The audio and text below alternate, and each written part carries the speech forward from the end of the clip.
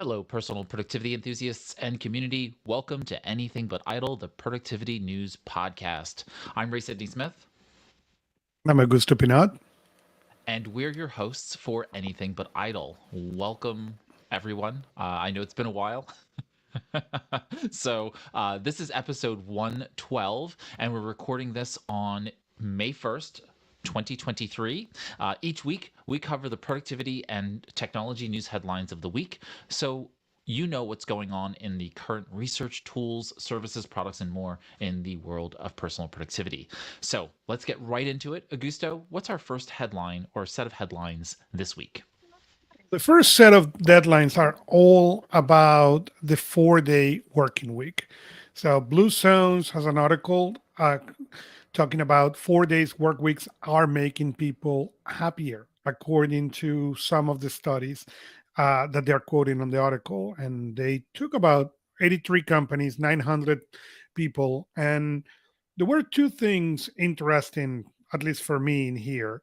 One is going to the 4-day week, they find out that there was really no significant impact on the bottom line. There was a slight improvement, but there was something more interesting, that is that reduce the amount of sick days that the people took, and those kind of things. It was very, very interesting. And we have a couple of articles to complement this. So the other one was of the University of Cambridge. And again, they found that the 4-day week significantly reduced stress and illness in the workforce. And it was very interesting to the numbers they report are very high. 71% of employees self-reported lower levels of burnout. And 71%, it's a very significant number. And this study was around 2,900 employees, dropping 1 day of work, not being affected, letting them come, do their work, and leave. And, you know, treating them maybe like an adult. I don't know. That may be the most interesting concept in there. The next is a study on the salon where, again, they talk about new health studies, strength, the case, and talks about how people is, because the 4 days week, increasing the amount that they're 29 minutes less sedentary each day than before. And when I read the article, I was impressed because I said 29 minutes. I said, okay, you're telling me 1 day. And then I read again and say, oh, no, no, no, it's each day. That is a very big number for people and health in the long term. Yeah, absolutely. And so not to like kind of understate what the prior study in the UK out of the University of Cambridge, this was 61 organizations. They reduced hours by 20% for all staff for 6 months, right? And so Mhm. wages were not changed in any way, shape, or form. And so this was a fairly controlled environment for studying this kind of large scale impact on by the 4-day work week. So I'm pretty emboldened by the numbers that we're seeing here. We're seeing a lot of positives. We will definitely see negatives. There is no question that we will see consequences for the 4-day work week in certain organizations. There is poor implementation. There's poor management.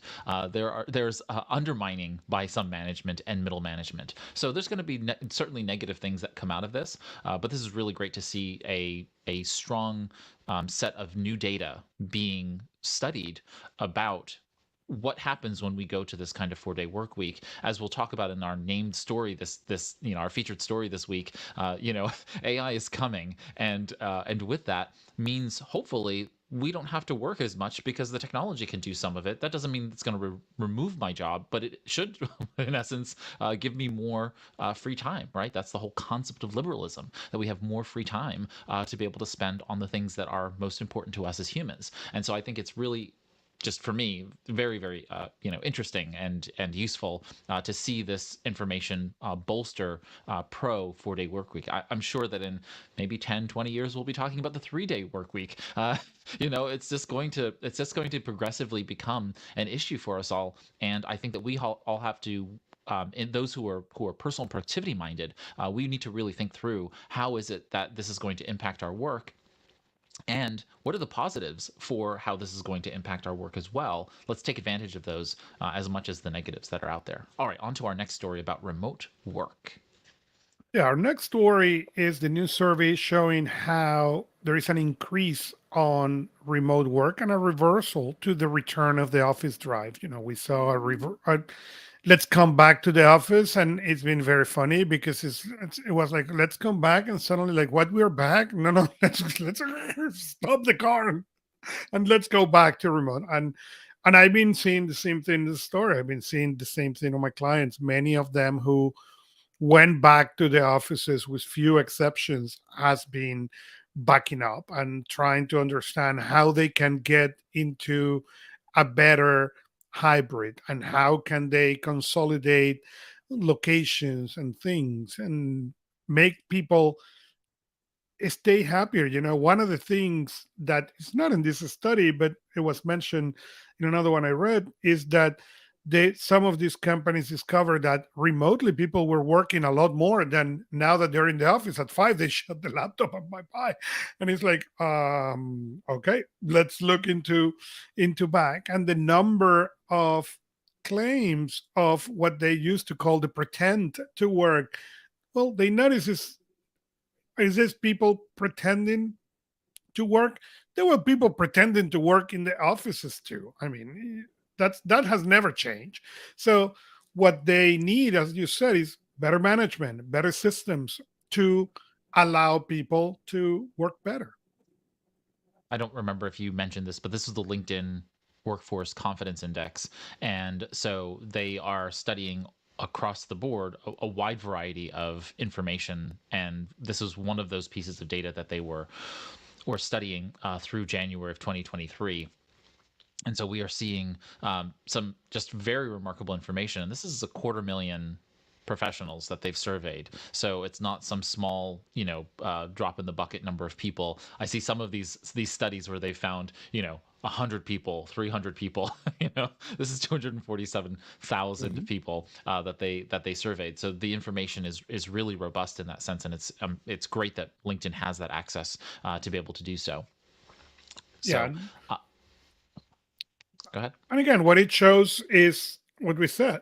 We are going to that hybrid. And when you see the numbers for the hybrid is starting to climb and climb. And the reality for our future is going to be somehow hybrid. And the other part to this is that you can't put the genie back in the bottle. So people are going to continue to keep wanting it in some way, shape, or form, or not wanting it in some way, shape, or form. And the goal here is to find a balance for every organization. But no matter what, if you have one person who's not in the office, you now have a distributed work environment. And that distributed work environment needs to be figured out for everyone to be productive. So keep that in mind. The moment you leave the office, whether that's because you're out on maternity or paternity leave, that's because you're out on a sick day, or you're just not feeling well, you don't want to necessarily go into the office and make other people sick, novel thought. And so you can work from home. You don't feel bad enough to take the day off, but you just don't want to be in the physical space with others because you don't want to make others sick. These things should be allowed, it should be fostered, and it should be embraced. So this is not just about like everybody's going to go home and stay at home forever. This is about how do we be flexible and dynamic in the course of of day-to-day life, and how do we still be productive when things impact us in that sense. And we have the technology now to be able to make that happen. Not everybody can do this, so there are going to be people who get sick, and the office basically needs to just do without them for that time frame. But we can think about this now, right, and take a moment to pause and plan, as opposed to just continue to keep wringing our hands about the subject and not doing anything about it, right? Just thoughtfully think, how can we embrace this in our company in whatever ways we can, and take as much feedback from the existing workforce as you can, because the reality is that as your workforce changes, so do you need to change management and otherwise. You just can't be static about this. So I think it's just a good reminder to consider those things. Onward to our next story, Augusto. So our next story is titled How to Handle Setbacks Better. Sources of Insight has JD has an interesting article, quote Mel Robbins and others, but describing, what are the setbacks and, remind yourself, as Mel Robbins will say, you got this. So tell yourself, her famous 5 second rule, five, four, three, two, one, I got this. And talks about embracing the sucks, talk about a couple of affirmations that you can use, but the reality is remembering that setbacks happen to everybody. I understand that's not how it feels when it's your setback, okay, but setbacks happen to everyone, and it is very important the attitude that we go into that setback. Fine, have your pity party, but make sure that you have systems or people there to help you bounce out the setback. Yeah, I agree. I think they go on to talk about Angela Duckworth and her work on her book in her book Grit, and I think that the four kind of steps that they outline here is kind of really strong, stuff to reflect on. Really, reframe the setback as an opportunity for growth. Really, every mistake you make, if you have not learned the lesson yet, then you will continue to probably make that mistake. And so, this is an opportunity to stop thinking about it as, oh, I messed up, to what did I learn from this mistake, and can I nip it in the bud now? And maybe no, right? You may need to learn the same lesson over and over and over again for a while. I've been there, and then you will ultimately build the muscles to be able to overcome that particular issue. Two, cultivate grit and perseverance. This is where I probably have a little bit more skepticism with regard to, Angela's work, Dr. Duckworth's work.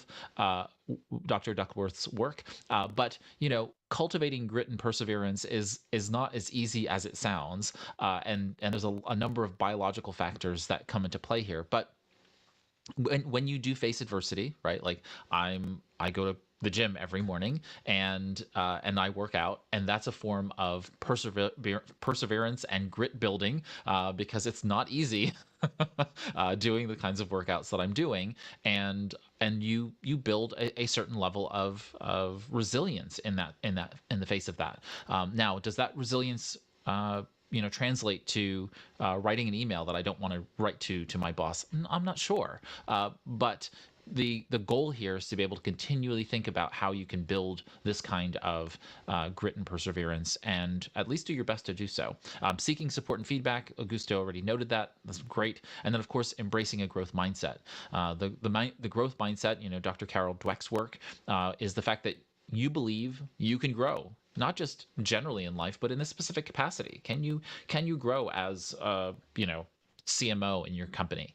If you believe that you can, then you are far better off overcoming a setback than if you believe that you can't, right? And this is not just your conscious belief. If you unconsciously believe that, then you need to surface that to awareness to either deal with the issues as to why, or understand that you are in this non-growth mindset. You're in this limited static mindset, and you are going to have to face that, because more than the setback, that fixed mindset, as Dr. Dweck calls it, is going to cause you more challenge than good.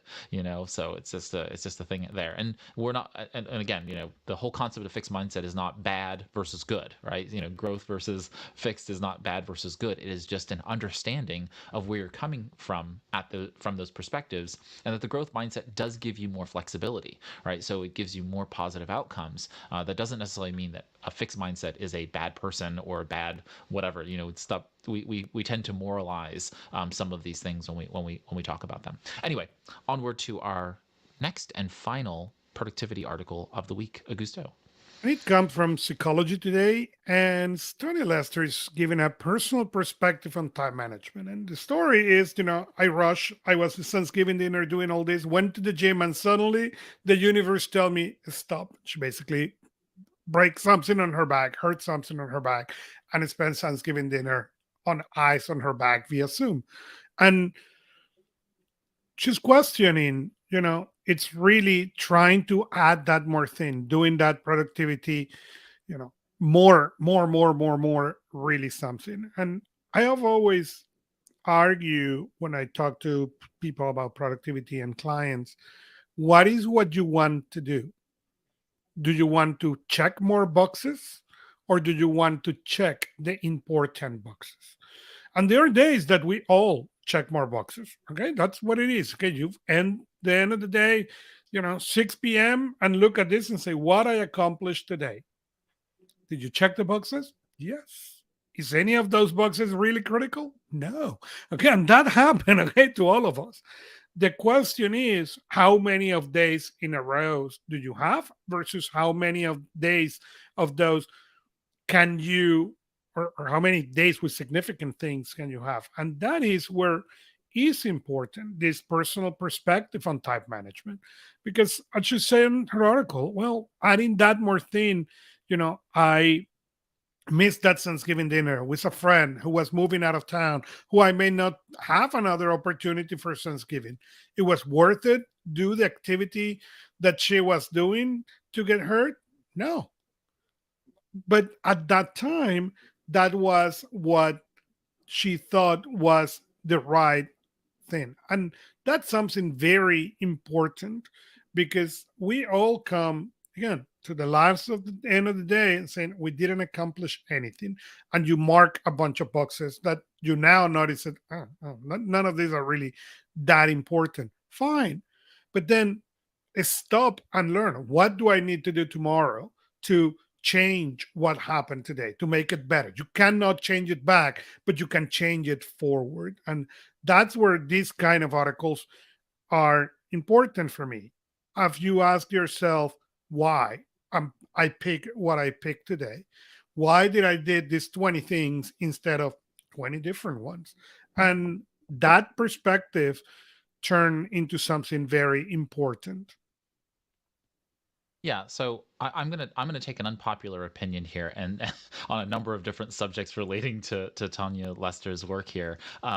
It's not that I disagree with her in the general sense, but this just sounds trite to me. The argument. I hear this all the time also with regard to toxic productivity. I don't like the term, maybe because the word toxic and productivity are being kind of put together. I just don't like the connotation there. And the idea here is that we all of us, who are involved in helping people be more productive, who are concerned ourselves with being more productive, we don't necessarily all have some kind of illness, by which we want to be and live a better life.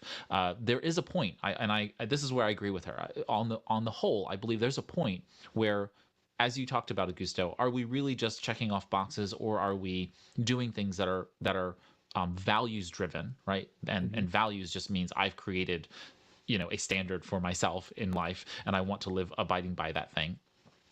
But I mean, what she did was she had an accident. Like, what I mean? She had a biological breakdown. Like her body had a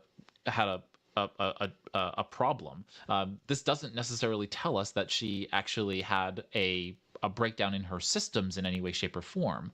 I think that, certainly she could have been more mindful, and all of those kinds of things. But it really doesn't actually tell us very much about the circumstance. She felt frazzled, it sounds like, and this was kind of the straw that broke the camel's back for her, in terms of taking a step back and doing some mindfulness exercises, some pausing and planning around her life. I think that's positive. I think it's positive she went through this experience, but I don't think it's necessarily indicative for all of us about how those things work. I think trials and tribulations are ways in which we, going back to our prior article about overcoming setbacks, when we come into the face of challenge, is when we actually make our most growth.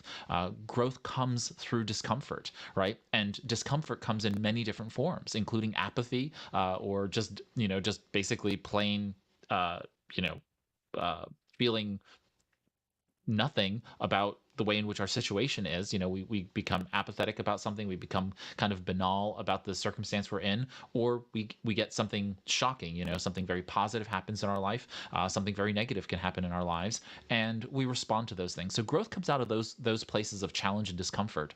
And so I don't particularly have a problem with people facing those things. Sometimes it's sad that those things happen. A spouse passes away, a child passes away, those kinds of things, to the point where you stub your toe and you decide, okay, now is the time that I fix this thing in my house where I keep stubbing my toe on it, right? We come across all kinds of things that cause us to do those. But, she references 4,000 Weeks Time Management for Mortals by Oliver Burkeman. And again, my personal opinion on Berkman's book is that he's just a whiny Brit, and he just goes on and on, in a book that I think I could have saved time by not having read. I don't, and I know there are many of you who are watching and listening who read and enjoyed Berkman's book, and there's nothing illegitimate about that. You enjoy and embrace it for what it is. But for me, it was just like, okay, you sat down and you wrote all of the complaints you could have about all of the various things in the productivity world. And the reality of it is that for those of us who care about eudaimonia, right, living a liberal life that is a life of what we consider freedom, and that's a veiled word, right, because we're just trying to create free time in and amongst our lives, and we are trying to do better by living a life that helps each other, right? Rising tide lifts all ships. Then there is this interplay, this balance between how we use those quote unquote 4,000 weeks in our life. And I think that's even a bit of a challenge to say, okay, we only have 4,000 weeks in our lives. Some people have 2,000. Some people will have 4,500.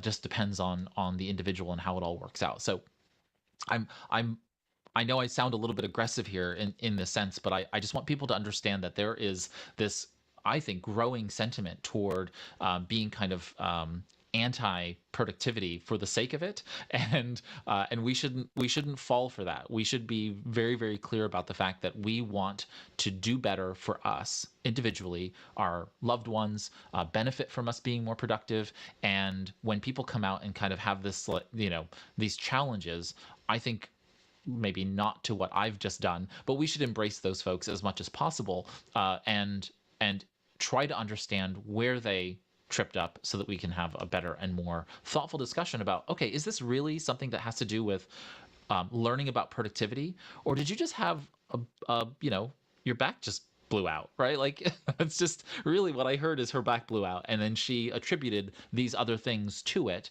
Maybe it was just a nice way to frame this story and talk about Oliver Berkman's work, but it just didn't really, I don't know, it didn't resonate with me. I think it probably more frustrated me by having read it. I actually thought about writing a blog post in response to this. I'm not committing to that, but I want to provide a balanced view of all of these things, and I think that this is a view that I think is very counter to what generally most of us experience. We are doing things to make ourselves more productive on a regular basis, and we feel that benefit. And we know that there are times when we can be aggressive about it, and some of us can take it to the nth degree, right? There's absolutely that. But we shouldn't ruin it for the rest of us. So, Oh, and also one of the things that agreeing with you is the concept, that the part that I like about the article is the concept change. And there is people who, if that will be a 1 to 10, is fine being on a 5 of productivity, and they will be fine being there forever and counting their 4,000 to zero. And there is people who say, oh, they have 4,000, great, what I can do now to do is get that 5 to a 7. And it is fine either way. And I think one of the important things is know what works for you. When I read that article, will I have stopped doing, what she said? No, I will have looked how I can plan it better. So, but as you said, things happen, bodies break down, cars break down, computers die. Okay, all that happen, and the question is how those setbacks will get you to move forward. Right. And I think that it helped her recognize taking time to be with her family. And I think, the reality is that I do the work I do so that I can do that. So I Mhm. always have that purpose and meaning in my life in terms of I'm a fairly I'm not a recluse, but I enjoy me time, right? And so I know that doing my work efficiently and effectively allows me to have that. And that's why I want to be efficient in getting all of these things done.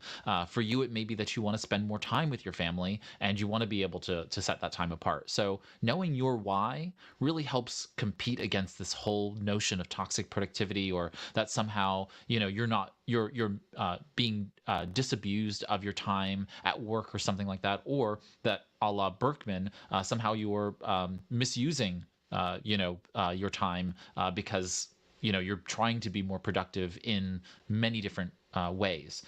I think stick to your true It's, north, whatever your compass stick is. to your why, as you said. Yeah, For me in particular, do the kids as much as I call it, that's like having an Uber job without being paying for Uber, no tip and no thank yous. Okay, that's fine. But I do that Uber for the kids in the morning and most of the afternoons. And yes, that's what I want to make sure I can do. I work the way I do, so I make sure those why like that are there.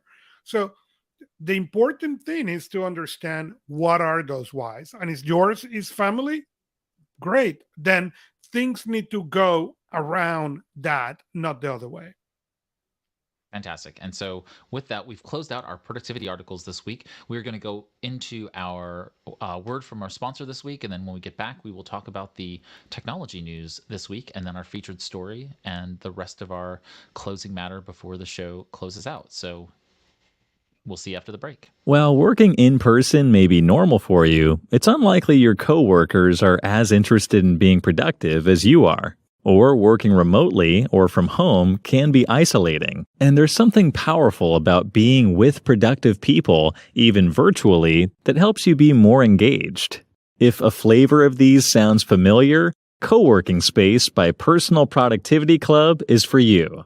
Co-working Space is a virtual work community designed to help members be more effective and efficient in their work and personal lives. At its core, we provide goal tracking and host focused action sessions throughout the week for accountability and camaraderie. Visit anythingbutidle.com/coworking to learn more. Co-working Space lives inside Personal Productivity Club, a digital community for personal productivity enthusiasts, so you can find people who use methods and tools you do too. Again, head over to anythingbutidle.com/coworking to see how Co-working Space can help you be more productive. And now, back to our show. And we're back. Welcome back, everybody, to Anything But Idle. And with that, Augusto, what's our next headline this week in the technology section? So it seems that one of my biggest complaint about WhatsApp is going to end, but not too soon. So WhatsApp has been known to have on your phone. Yes, they do this web implementation that never works. It doesn't keep you connected, and it makes me very frustrated. Anyways, now you will be able to put your WhatsApp account into multiple phones. It's good to clarify that there is not going to be yet into tablets and computers. You're going to need to continue using for a while the web interface for those people lucky enough that that works. But for the people who have multiple phones, now they will be able to do it. And the company announced that it's starting to populate. It's going to take a while. They didn't set how many weeks, they just said several weeks. So don't put your hopes too high, but eventually you will be able to finally to have that WhatsApp in more than one phone. Yeah, also know there is a WhatsApp desktop application for both Mac and Windows, in addition to the WhatsApp web. And it still has that, I mean, at least I feel like it has that same experience as WhatsApp web, but has a little bit, like it has a little bit more connectivity consistency than not. And I don't use WhatsApp very much. I mean, I have started to just remove it from my life in general. It's a Meta owned company, and that it's not really an anti-Meta thing. It's just It's yet another app that I have to have, and yet many people around the world use WhatsApp as their primary communications platform. So I do keep it around for that reason, and obviously that's why you do, Augusto. So for family and friends, I'm sure back home using WhatsApp, right? And so this is great that you'll be able to have it on more than one phone. This will affect a very small number of people, right? So it's not going to affect a lot of people, but certainly those of us who are in more rich nations and have multiple phones, this is going to be a absolute boon. I know that I have multiple phones, and it's very frustrating for me to pick up my non-primary phone and WhatsApp not to be there when a message comes through. So I'll get the message on my watch, and then I go pick up my secondary phone, and it's not there, and that's just like, why are you doing this to me? So really appreciate the development here, even with my limited use of it. So I can see how this will help a lot of other folks.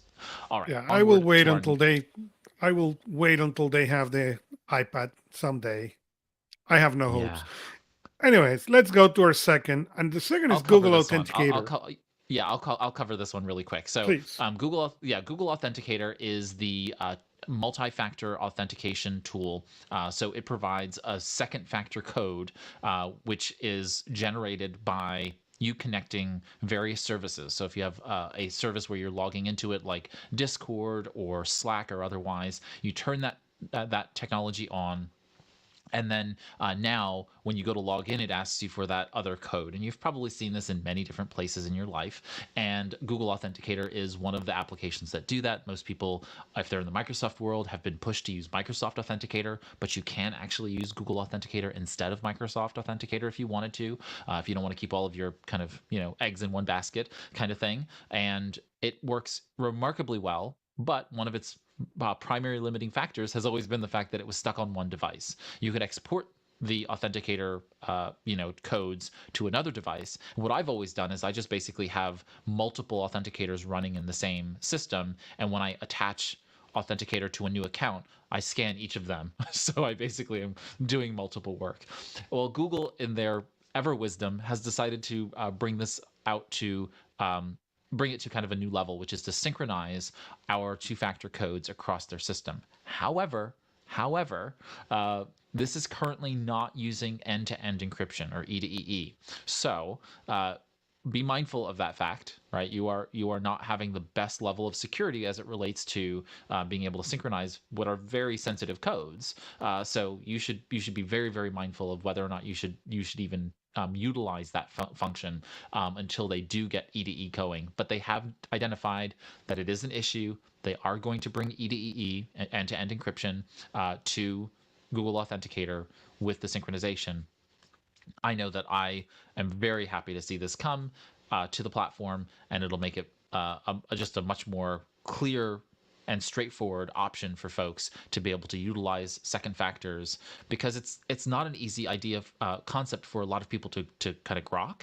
And the easier you make it for people to utilize the technology, the more likely they are to do it. And two-factor codes, multi-factor authentication really helps make the internet safer. And so we really need to support technology like this, even if you're not in the Google camp. I think it's important for us all to be utilizing it, whether you're an Apple, Google, Microsoft, or otherwise. So really glad to see this development in that way.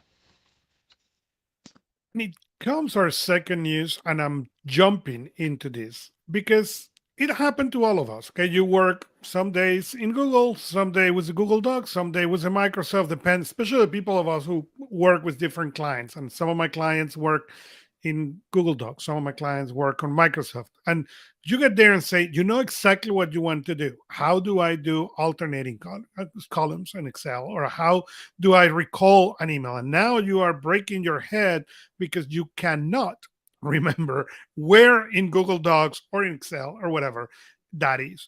And this now, Google is making this available for Google Docs, for Sheets, and basically you will be able to put your own words. Hey, I want to freeze up 2 columns, and it will click and do it. And I am so excited about this because it's not every day that I live in Google Docs or in Google Sheets, but every time I go, it's a very frustrating experience, not because of the software, but because I don't use it enough to know where things are consistently?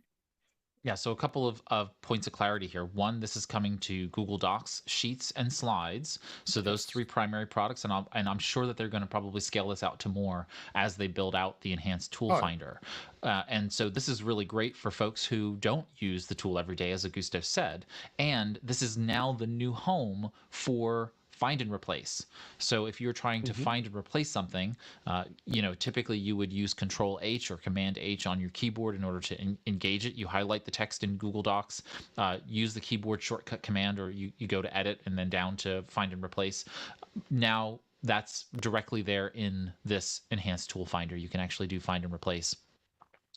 It's there in the interface. It's in the toolbar, which is kind of nice. It just saves you from having to poke around and click to find it. I think enough people are probably utilizing the feature that Google decided to actually bring it into the UI for folks to be able to use on a Mhm. regular basis. So good on them. Our next article is from about Chromebooks, and installing PWAs on Chromebooks has small useful upgrade. If you can share, you use Chrome OS a lot more than what I do, but Yeah, and so when we're dealing with PWAs, just so everybody knows, a progressive web app is basically a shell that Chrome creates for us to be able to basically use the application, whether that be Instagram or Outlook or otherwise. When it launches in its own window with its own icon, and so you're basically there and utilizing it in your own way. So in essence, the Chrome developer site recently announced a new UI for PWA installations. So now when you start installing a Chrome book based PWA, you will see both an app description and a screenshot of that app that you're going to be using so that you can make sure that you know that you're installing the right thing. It's a very very minor uh, detail, but it also brings us to this greater point that the experience for PWAs on Chromebook, on Windows, on Mac has become that much better over the course of time, and we're seeing this kind of install UI as just one development in the right direction, I think, for them. They definitely need more functionality. They definitely need to have better resource management, especially in Chrome, where I have dozens of PWAs running right now, and they can be a bit of a resource hog because of the way in which Chrome utilizes them in mhm. the background. And I'm running this on a Windows machine at the present moment, but there needs to be some better pieces there. But I have to tell you, it's really phenomenal for me to be able to close that out, and I know that I'm not running the massive bloated Outlook a bunch of times for me to be able to utilize Outlook for multiple different email accounts where I want the segmentation. I have to have the segmentation for work purposes, and this gives me that capability. So I think this is a good development. Again, like minor UI installation, improvement on the Chromebook side, but I think it's a good one.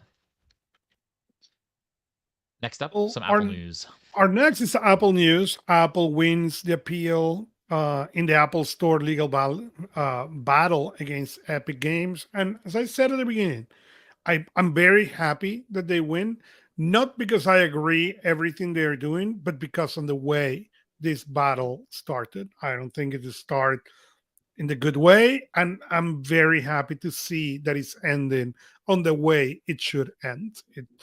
Apple need to modify this up some things on the Apple Store. Of course, business change and they will, but there was no need to play on the way they play, and I'm very happy it ends that way. Yeah, so I didn't understand this from the story. Does this mean that they are still going to be required to allow developers to be able to direct users to third-party payment platforms? Not yet. Okay. And so there are two parts. Europe is trying to do that, and that's a separate thing from this. But one of the things that Epic was trying to do was to set that what they did was right and allow them to do it and sue Apple for kicking them out of developer development and the Apple's and putting their apps on the Apple Store. And basically now they need to go back to if they want to put their apps there, they need to go back to the approval and play by the rules. Got it. Got it. All right. Well, I will have to read the court decision myself at some point, and it's actually embedded in the article. It is. The opinion is there, and it's the Ninth Circuit Court of Appeals, so it should be a good read. And so, so I'm looking forward to that myself. So if anybody is interested, I'm actually saving it to Evernote right now. So all right, on to our next story, Augusto. Our next story is Slack, and Slack announced that they're going to have something called Canvas. And Canvas basically, it's kind of a dog app, glorify notes, so that way, no, you don't want to leave on your chat application, but we're going to now allow you to keep notes and stuff on the chat application. And as productivity coach, as a productivity consultant, I think it is very, very scary that that is the definition of productivity that they are going to try to push.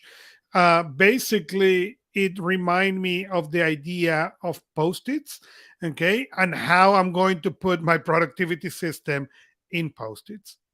Um, that's all that I'm going to say about that. Yeah, I'm not sure where Canvas lives in my own world, at all. I mean, I don't see me wanting to embed that kind of data in there. However, I do see an opportunity for if you're running, say, a community inside of Slack and it's solely a community to bring people together, then this kind of lightweight documentation portal, you now have a place to place that kind of thing, links to things, and so on and so forth. I can see value there, to be able to keep that inside the community for folks, sharing links in an organized structure, off to the side inside Slack. Otherwise, it's not, it's a feature software. It's a feature focused software. It's not a full-fledged document management system. So we'll see. We'll see how it kind of develops over time. But it's useful in that slim kind of band that I can think of. But good on them for putting some work into development in this sense. All right, next up. The next one goes to your Kindle Scribe, and they are improving the note taking experience to make it a lot better. I know you got one and you have been playing with it. So share the experience because I have not had my hands yet on one. Yeah, so I have not seen this update. So basically, Amazon has a bird's eye view when you are in the Kindle Scribe Mhm. app, inside of it. So you can see this as it relates to notebooks. What they have introduced is a bird's eye view button in the Kindle Scribe notebook app so that you can see the pages in that same sense. That's what I'm guessing. I see. Honestly, didn't know that I didn't have that. So I really haven't. But I'll say this: the way in which Kindle Scribe has been useful for me has been that I've been able to map out markup in a way that keeps me focused on that particular thing, that I think is really, really helpful. I'm still not sure I like the combination of me taking handwritten notes and seeing my Kindle documents in the same interface, or as Kindle books in the same space. Mhm. But I'm using it all the time. Like I literally use the Kindle every day. So the Scribe has definitely become a part of my day-to-day work. And I like the ability to just scribble ephemeral things in it that I don't think that I like putting in, say, Remember the Milk, that would be ephemeral, right? Like I just need a little bit of data here. I don't necessarily like going to Evernote to use the scratch pad function within Evernote Home.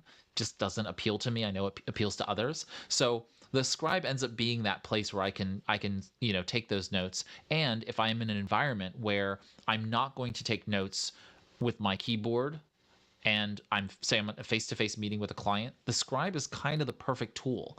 I can take notes, I get back to the office, I can then share those notes out I can send them to my assistant. I can send them to a client, a colleague, whoever I met with. And now they have a record of what I wrote. And we can now kind of move forward and it's digital and whatever else. It could be a little bit more fluid, right? So right now, the scribe allows you to basically send to yourself. And now what they're doing is they are implementing a new function for Microsoft 365 customers where it would allow you to read and annotate Microsoft Word documents on the Mhm. scribe. So you'll have a new send to Kindle button, very similar to how you have a send to Kindle button on many of the mobile applications, mobile operating systems. So that's kind of nice. And we have some other little refinements of how they're going to add new pieces to the notebook interface, like subfolders and a go to page option for the notebooks. Those are really, again, it's like things I'm like, oh, well, yeah, you didn't have that already. Like I think subfolders is helpful. I don't know that it's going to be that much more helpful if we continue to create more and more hierarchy in the notebook structure. The Kindle environment is just not designed for that kind of high level, you know, detailed hierarchical structure, but I'm presuming some people want to do that. Yeah, so I'm okay with the Kindle as it currently is. The Scribe has been serving me pretty well. I'm glad to see them, further updating the system. Did you have any other thoughts or questions about the Kindle Scribe? No, that was. I'm very interested to see how this is going to evolve. Mostly because this is, I think, will be the first device to the masses for note taking, and it will make the other devices much better. Yeah, and I don't know that again, Kindle has Amazon itself has a pretty large berth, from which to operate from in terms of marketing the Kindle Scribe. I don't know that it's making its last time I saw it wasn't really making its numbers in terms of getting into enough people's hands. So we may just be at peak device for a lot of folks post pandemic, and so they don't need another device to be in their home or otherwise, and they're not me. So they haven't decided to add another tool into their toolbox.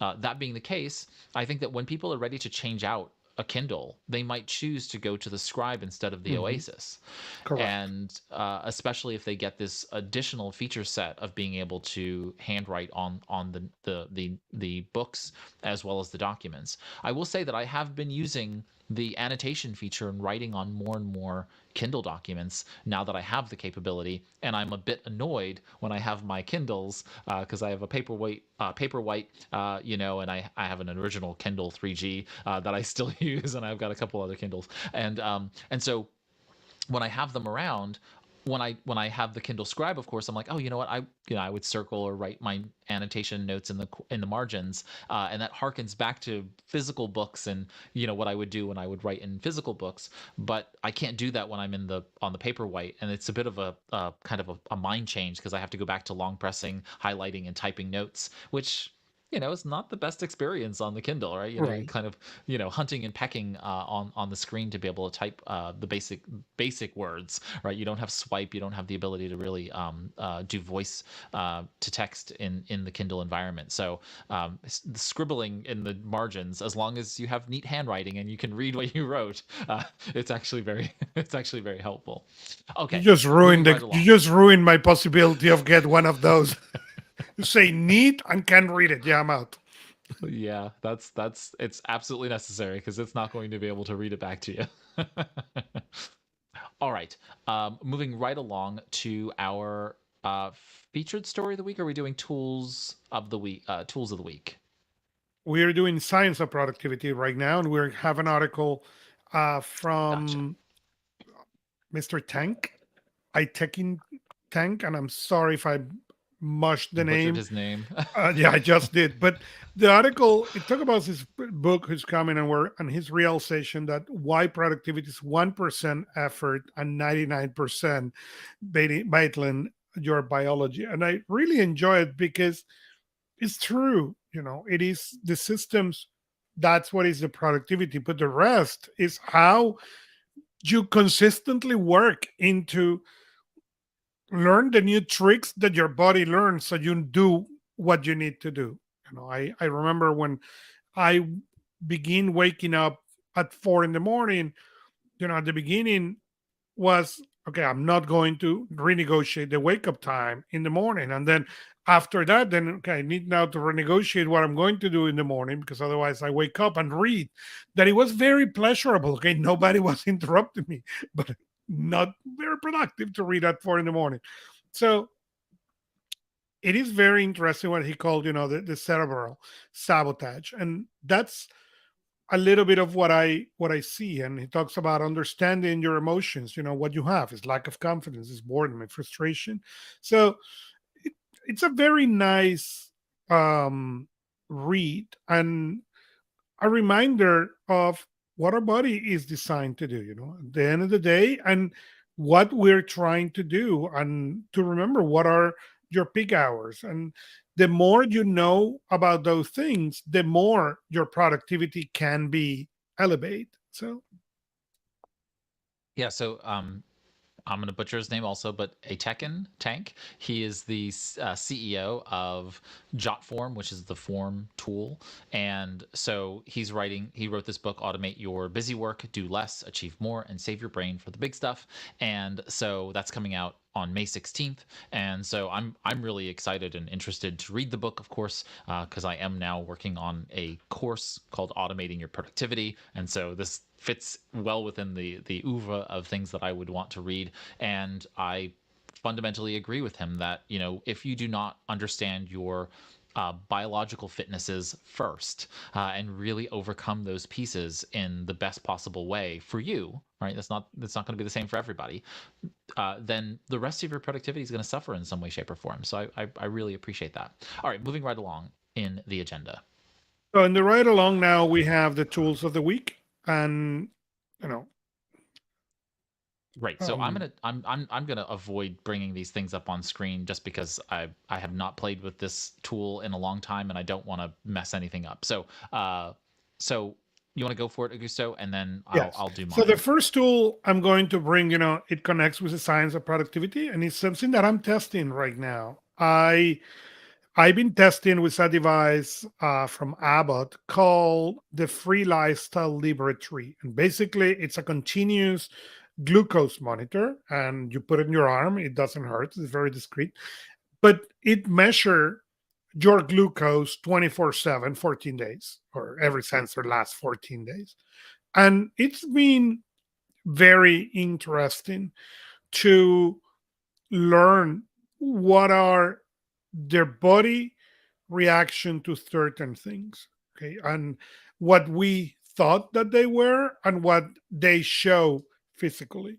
So part of I have shared here in the show, I was 400 pounds, I'm now 182, and I'm trying to get to the last part of this, and reach my goal. And I decided that part of that was to, now I need to relearn what it's hurting the body, and how can I make it even better.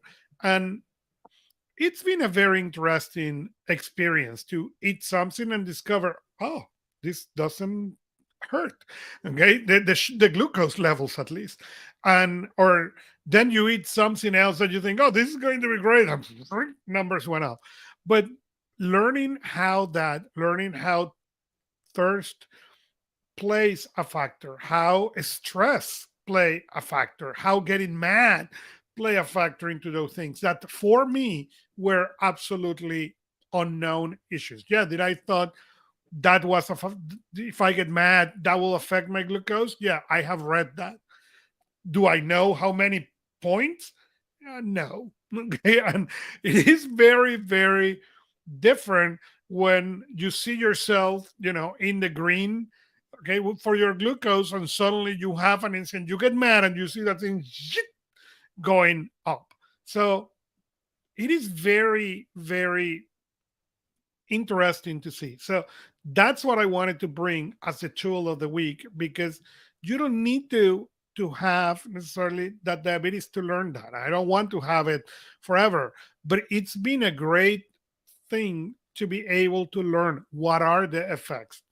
What are the effects? Hey, when my blood pressure goes up, what happened with the glucose? Because glucose is one of those things. One is a silent killer, but second, is one of those things that we have a lot of information, but not a lot of data. And I understand. I don't want to pinch myself in my fingers every 3 seconds. That's not going to happen. This doesn't hurt, but it's giving me a universe of knowledge that at the end of the day will impact directly my productivity. Fantastic. I'm very interested to hear more about it as you progress using the glucose monitor. And so my tool this week is actually one that you probably know about, which is ClickUp, but they have recently clicked up to version 3, and you can join the waitlist to be able to do so. But for those of you who don't know what ClickUp is a management tool, a task management, project management tool, and they do a lot of the same things that many other tools do, but they have some pretty interesting kind of differentiators. One that I think is just amazing, and I've been using the tool Command E for this purpose for quite a while now. Command E was purchased by Dropbox, and so they're part of the Dropbox companies.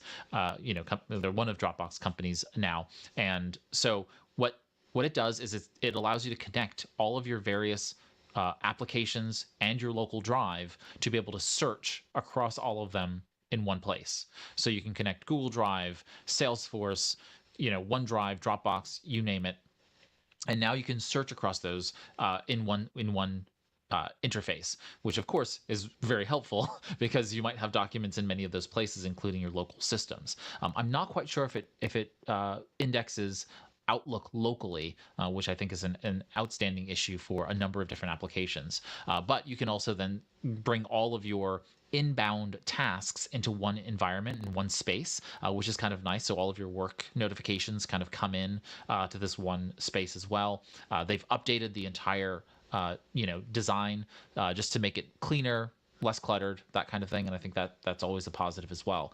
I'm going to put a link to V3 up here, and there's a keynote that they gave at a recent event for you to be able to watch. And so if you are interested in V3, you can join the waitlist on the V3 page and watch the keynote to see what's kind of different about it, and see if ClickUp is something that you might want to try out. So that is my tool this week, which brings us along to now our featured story of the week. Augusto, what is our featured story this week? Our feature story this week, it's all about artificial intelligence. So Fortune 500 firm is pair workers with chat GPT like tools, and they were happier. Actually, before we go to the story of the week, I was impressed when my daughter came from school saying, "Oh, the teachers are teaching us how to write the stuff and use the stuff." The principal was involved in with ChatGPT, and I was like, "How about you guys learn how to do it before you use artificial intelligence?" And suddenly, I felt that I was 5,000 years old. There was definitely there's a phrase for that. No, I think this is really remarkable. The Fortune 500 company was not named, and they were basically set into place to allow entry level, folks. These were customer support agents who then were empowered with something like ChatGPT, but it was trained on the existing experienced customer support agents' data. And what they found was that those newbies were almost 14% more productive than those who didn't have it, right? So the ones who had access to it were basically being trained by the AI in that way. There's some interesting pieces here in this particular study. There were some minor issues with how chose to deal with it, and at the same time, I feel like, hold on 1 second here. I feel like my system doesn't like me at the moment. 1 minute here. And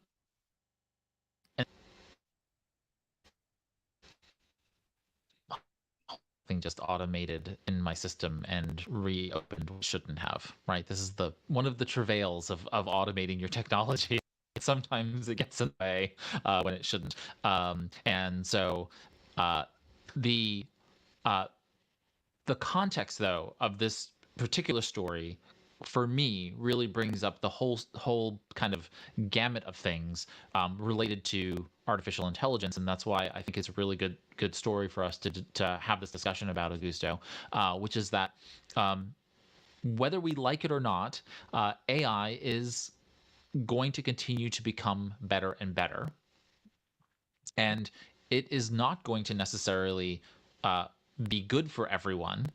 And just like any numbers of types of automation, right? So like think about the factory, right, allowed us to produce cars en masse, and many other products in mass, but it also removed lots of artisanal workers, right? People who were really craft workers. Today we have a resurgence of craft workers, and that's great as well. So we now have uh, the displacement of a bunch of horses lost their jobs when cars were made. I'm pretty sure the horses are happy about that. And we should also be thinking about how we kind of think through how AI is going to change the nature of our work. Right now, it's an interesting tool. It's novel. It can be utilized in a lot of interesting ways that can make us more productive. I'm glad to dialogue with folks about that. But at the same time, it's not coming for your job yet. And I think at the present moment, it can actually probably make us happier and work better in that sense. And so there have been a number of different stories I've seen recently that said that people who have been utilizing AI are not only more productive and brought up to speed, but it also is helping them, kind of manage the onslaught of content that they have to produce on a regular basis. And I do like that concept of being able to say, you know what, give me some blog ideas. Give me some, generate some tweets based on this particular blog post that I wrote. And it being able to do those things for folks, I think is probably a good thing. A lot of this stuff is not necessarily rocket science. It's just not mindless work, but work that requires our executive function to be able to produce, and we would want to be able to save that for more important generative work. So I like this concept. Augusto, what are your thoughts in terms of where AI is going right now and in the next few years? I think as it continue evolving, it is a reality, and there is a lot of fear around it that it is really unnecessary in the sense that yes, it's a change, but it's a change as it was 25 years ago, the ability of do a video conference. I remember the first time I was born and raised outside of the state. So I came to Disney World and we went to Futureland. And Futureland, Disney was talking about exactly this. Okay, let's talk on the video cameras. And I remember clearly my grandmother, who was with us, saying, I will die before somebody see me in the camera. Okay. And and I remember as she got older, trying to make the phone calls to talk to her on the camera, and she really disliked it. It was something that we stopped doing it because she could not handle it. She really disliked them. And I see it with my parents a generation later. They are not really comfortable. But also I see it with my kids, how my kid has a play date every week with his friends over Zoom, and they are so comfortable. This is going to be a similar progression. There is some people right now that are going to be incredible uncomfortably about this. And the change that this is going to bring are going to hurt some people, hurt in the sense that if you don't evolve, you don't learn faster. Yes, you will be hurt. And but eventually over time, it will be very good to solve some of the things and allows to do more productive things. The question will be, where are you going to use this technology as it evolves, or are you going to wait for the technology to cover you before you go and play with it? I think you bring up a really great point here. Now is the time to determine whether or not AI is going to impact your job, and that could be making you happier by doing some of Mhm. the work, especially if you don't have, if your employer is not necessarily the most tech savvy person. You can use something like ChatGPT to accelerate the amount of work that you get done and therefore Mhm. reduce your workload, which will hopefully make you, less stressed and more productive. And you can utilize that energy for more work or to take some time off, right? To have some free time. So I think there's nothing wrong with that. But on the other side, if you don't, if your employer is very hell bent on reducing workforce and utilizing the technology to be able to do that, then you should be mindful of the fact that maybe you need to do some workforce redevelopment, right? What's the Mhm. professional development you can do? Is there potentially another career that you can go into now that's going to be a little bit safer from AI's impact?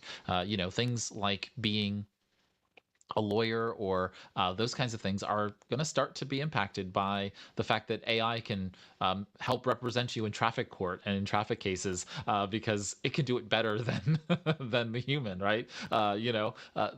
This is just a reality factor, right? If AI can write legal documents as good or better than legal counsel, what does that really mean for you, right? These are things that we need to start thinking through in our own professions, and that doesn't necessarily mean that your job is going to go away. It may just mean that you will have a Going to much pivot. larger, yeah, or you'll have a much larger caseload, right?